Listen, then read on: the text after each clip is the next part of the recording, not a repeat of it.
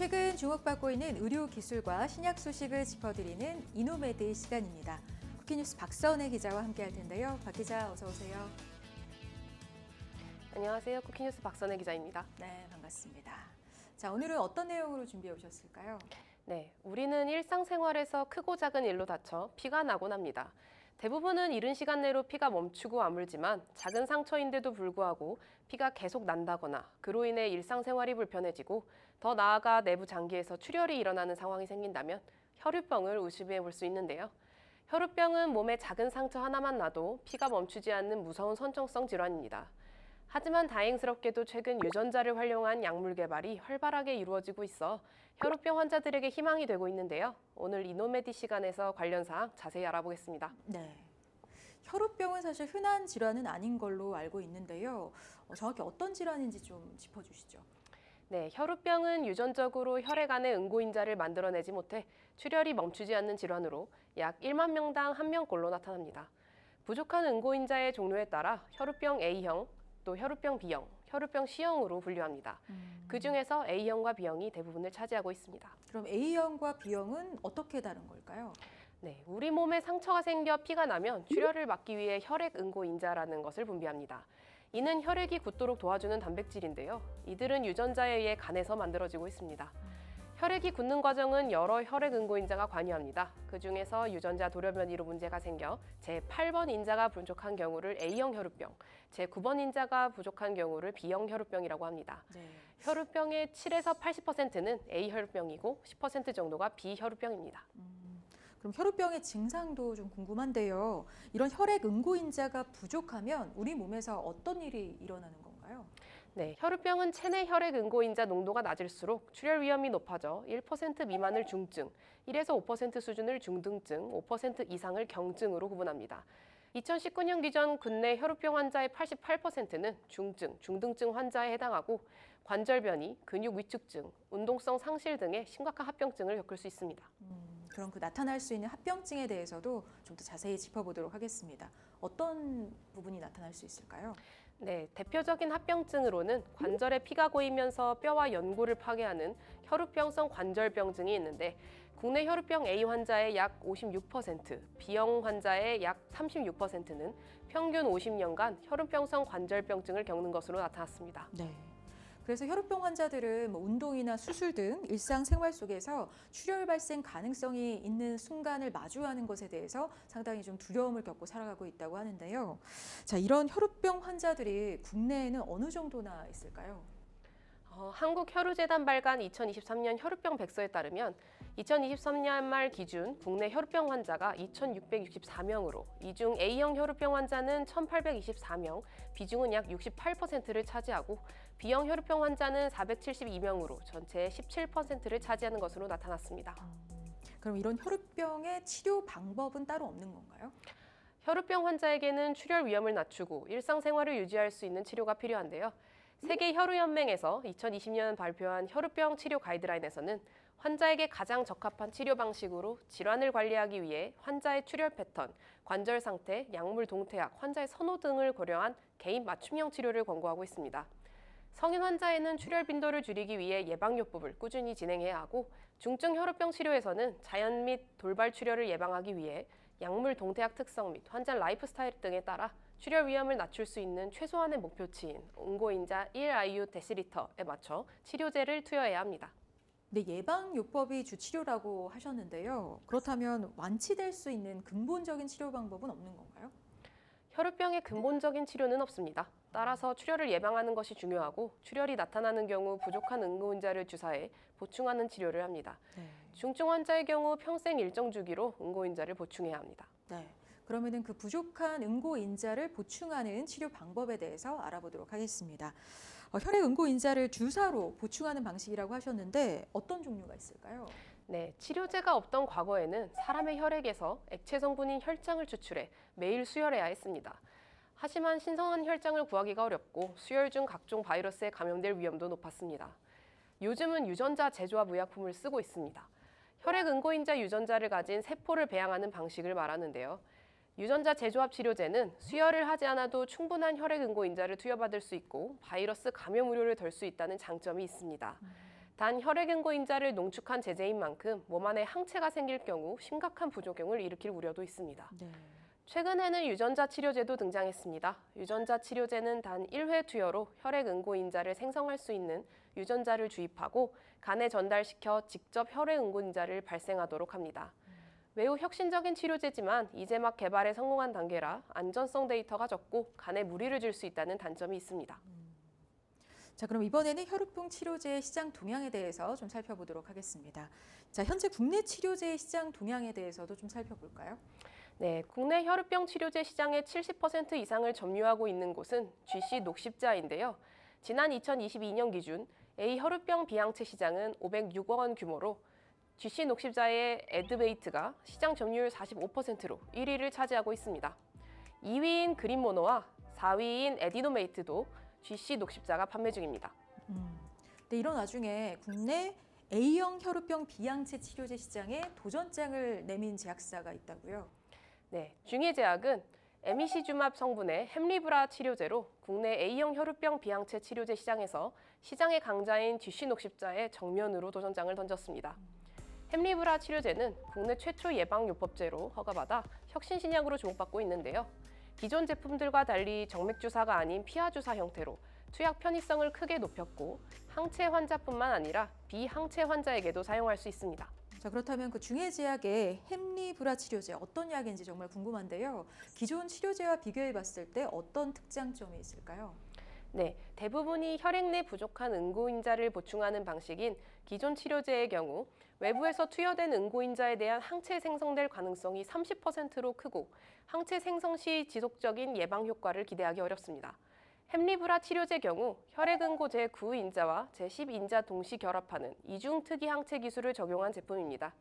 통상 주 2에서 3회 정맥 주사를 해야 하는 기존 치료제들과 달리 최대 4주 1회 피하 주사가 가능해 환자들의 투약 편의성을 획기적으로 개선했는데요. 투약 횟수가 줄면서 연간 약가 역시 기존 항체 치료제 기준 1인당 6에서 9억 원 수준에서 4억 원 수준까지 절반 이하로 줄었습니다. 햄리브라 치료제는 2017년 최초 품목 허가 이후 100여 개 국가에서 승인을 받아 17%의 환자가 투여받는 등 A형 혈우병 시장을 빠르게 석권 중입니다. 자, 그렇다면 이제 B형 혈우병 치료제는 어떨지 궁금한데요. 아무래도 A형 환자에 비해서 발생 빈도가 낮다는 이유로 그 치료제의 선택의 폭이 좀 좁다고 들었는데 맞습니까? 네, 우리나라에서는 미국의 제약업체 화이자의 베네픽스가 오랜 기간 사용되어 왔고 이어 다케다의 릭수비스 그리고 최근 반감기가 연장된 사노피의 알프로릭스가 사용되고 있습니다. 한편 국내에 새로운 혈우병 9인자 치료제 아이델비온이 도입됐다는 소식이 전해지면서 환자들과 혈우병 전문의들의 기대를 모으고 있습니다. 네. 그리고 최근에는 차세대 치료제로 각광을 받고 있는 유전자 치료제도 등장했다고 들었는데요. 어떤 기업들이 유전자 치료제 개발에 성공을 했을까요? 국외의 경우 호주 제약사 CSL 베링이 B형 혈우병 치료를 위해 1회 투여 시 출혈 위험을 낮추고 환자 자체적으로 제9인자를 생산할 수 있도록 돕는 유전자 치료제 햄제닉스를 개발했습니다. 화이자도 지난 4월 B형 혈우병 유전자 치료제 베크베지의 FDA 허가를 받았습니다. 네. 근데 병을 치료하기 위해서라면 환자 입장에서는 그 어떤 약이라도 쓰고 싶은 심정일 텐데요. 근데 이 약의 경우는 가격적인 부담이 상당하다고 들었어요. 맞나요? 네, 맞습니다. CSL 베링이 지난 2022년 11월 FDA 승인을 받은 후 350만 달러로 약값을 책정받았습니다. 이는 한화 약 47억 원에 이릅니다. 최근에 허가를 받은 화이자의 베크베즈도 48억 원에 이릅니다. 이렇게 초기 높은 가격을 감당해야 하지만 평생 한 번만 맞으면 되므로 장기적으로는 비용 절감을 이룰 수 있다고 하는데요. CSL 베링의 임상시험인 홉B 결과에 따르면 햄제닉스를 투여한 환자의 94%는 기존의 치료법을 중단한 상태를 유지할 수 있었다고 합니다. CSL 베링은 기존 치료제보다 인당 60에서 70억 원 정도를 절약할 수 있다고 밝혔습니다. 혈우병 치료제에 대해서 이야기 나눠보고 있는데요. 계속해서 관련 인터뷰 잠시 들어보고 오겠습니다.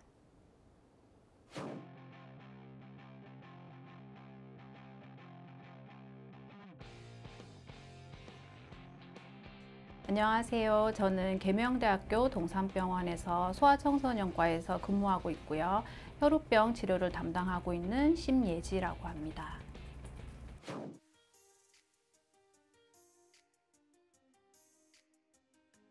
최근 많이 연구되고 있는 유전자 치료도 이제 한 가지 방법이 될 수가 있는데, 그 치료는 특정 바이러스 벡터에 유전자를 주입을 해서 그 바이러스 벡터를 이제 환자분의 간에 이제 전달시키는 그런 방법인데요. 그 유전자 벡터에 그 혈액 응고인자를 제대로 만들 수 있는 유전자를 주입을 하는 거죠. 그리고 그 유전자 벡터를 환자분의 간에 전달을 시켜서 그 간에서 혈액 응고인자를 제대로 발생하도록 하는 그런 방법이 되겠습니다. 굉장히 여러 가지 그런 치료 방법들이 개발되고 있다, 이렇게 보시면 되겠습니다.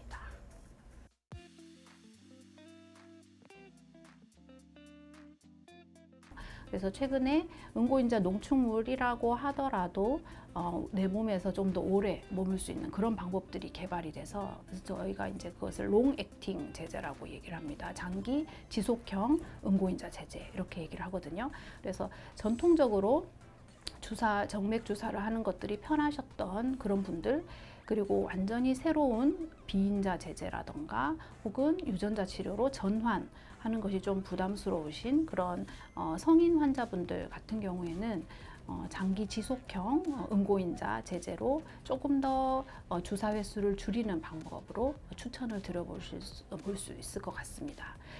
그리고 이제 새로 태어나는 이제 혈우병 환자분들, 아주 어린 환자분들 같은 경우에는 이게 정맥 주사를 잡는 것이 좀 부담스러울 수가 있잖아요. 그래서 처음에는 이제 정맥 주사로 주사를 하시다가도 이제 우리나라에서 보험 급여 문제가 해결이 된 상태에서는 비인자 제제로 이렇게 전환을 할 경우에 정맥 주사를 더 이상 잡을 필요가 없고, 그리고 정맥 주사를 계속을 해야 되는 경우에는 정맥 주사를 피하기 위해서 중심 정맥관 수술을 해서 여기에 계속 주입을 반영구적으로 할 수도 있는데, 이런 수술을 이제 하는데 좀 어려움이 있으신 그런 환자분들 같은 경우에는 정맥 주사보다는 피하 주사 쪽으로 이제 비인자 제제를 좀 더 추천드릴 수가 있는 거겠죠. 그리고 이런 피하 주사를 이제 사용을 하게 되면 주사 횟수도 줄일 수가 있고, 정맥 주사를 맞기 위해서 이제 병원을 찾지 않으셔도 되고, 자가로 좀 더 쉽게 주사를 할 수 있기 때문에 여행을 가신다거나 좀 더 이제 좀 액티브한 그런 운동을 하신다거나 이런 데 좀 더 적합하다고 보여집니다. 그래서 이제 전통적인 응고인자 제제 투여에 적합하지 않거나 혹은 최근에 나온 이러한 비인자 제제들의 투여에도 부작용이 있다든지 혹은 적합하지 않은 분들, 그리고 출혈 조절이 잘 되지 않는 분들, 그런 분들은 이제 우리나라에서 아직 대중적으로 이렇게 치료가 완전히 열리진 않았지만 장기적으로 봤을 때 유전자 치료를 이제 생각을 해보실 수도 있을 것 같습니다.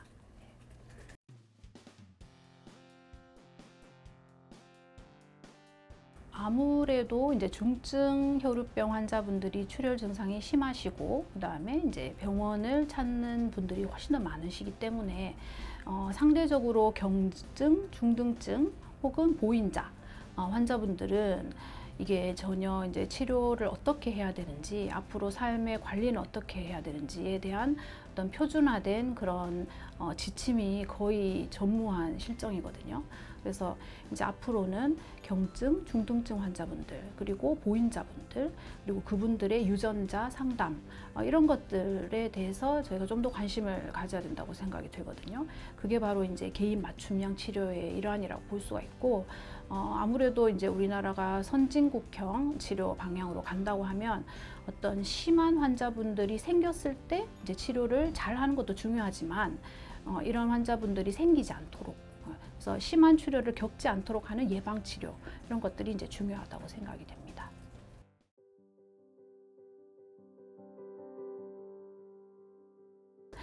저희가 이제 학회에서 여러 커뮤니케이션을 하다 보면 새로운 약물로 전환을 한 후에 완전히 삶의 질이 바뀌신 그런 분들의 이야기를 많이 듣게 됩니다.